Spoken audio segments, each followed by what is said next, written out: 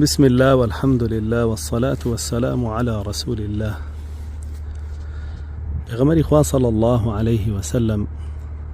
لفرموديك باسي نماني زانستمان بوكا بهوي نماني زانا كانوا كأفرمي رسول الله صلى الله عليه وسلم: إن الله لا يقبض العلم انتزاعا من صدور العلماء ولكن بقبضهم حتى إذا لم يبق عالما اتخذ الناس رؤوسا جهالا فسئلوا فأفتوا بغير علم فضلوا وأضلوا. فرمي الله جل جلاله زانست لصنجي زانا كان درناه يعني برزي بكاته ونيه عليه بلكو زانا كان وفاتك يقبيك أن جرته بولاي خوي هەتا وەکووای لێ زانە لەسەر زەویە نامێنێ نەزانەکان سنگ دەرەپەڕێن و ئەبنە پێشەوای خەڵکی پرسیاریان لێکە ئەوانیش بە بێزانست بە جەهل وەڵامی پرسیارەکانیانەدانەوە بەو شێوەیە خۆیان گومڕا بن و خەڵکیش گومڕاکەن. بەڕاستی لەم ڕۆژگارانەیە ئەژینێمە کە ئێستا حالیەن وردە وردە وازانەکان نامێنن یەک بێگەڕۆن کۆتاییان پێدێن هەر سرە جاهیلەکان ماونەتەوە و خەڵکێکی زۆریش ڕووی تێکردوون پەیجیان بەرناکەوێ لایڤیان بەرناکەوێ و تەنانەت مزگەوتیشیان بەرناکەوێ لە کاتێکە ئەمانە زۆر بەیان رسول الله صلى الله عليه وسلم بە دەجالون کەذابون ناوی بردوون بە ئیمەت الضلال ناوی بردوون دەجال و درۆزنەکان ئیمامە گومڕاکان بەڕوای بێڵە ناوی بردوون خەڵکێکی زۆر ڕووی تێکردوون و بوونەتە دەمڕاستی ئەوان و دین لەوان وەرەگرن وی بەڕاستیە بینین زۆر شتی ئەم دینە شێواوە هیچ لە جێی خۆیان نەماوە. بەڕاستی ئەمەش عقوبەی ئەڵڵایە جەل جەلاله بۆ خەڵکی، چونکە هیچ نیعمەتێ لە نیعمەتی زانست لە دوای پێغەمبەرایەتی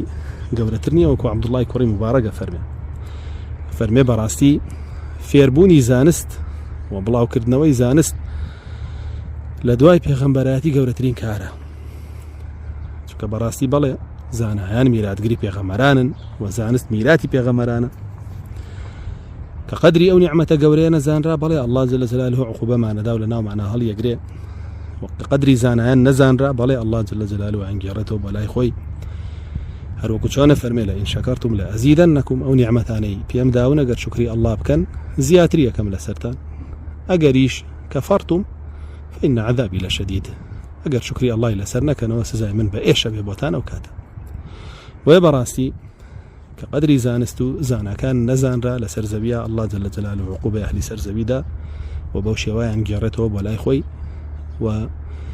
جەهل بڵاو بێتەوە وەکو چۆن یەکێکی شەرە نیشانەکانی آخر زەمان رسول الله صلى الله عليه وسلم وافەرمێ بين يدي الساعة يثبت الجهل يفشو الجهل يظهر الجهل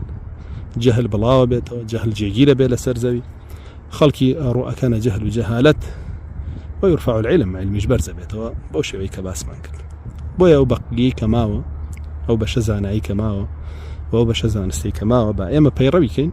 و بيروي زانيان مان كاين ريزيان لي بقرين حتى وكو نعمه بردوام بلا سرمان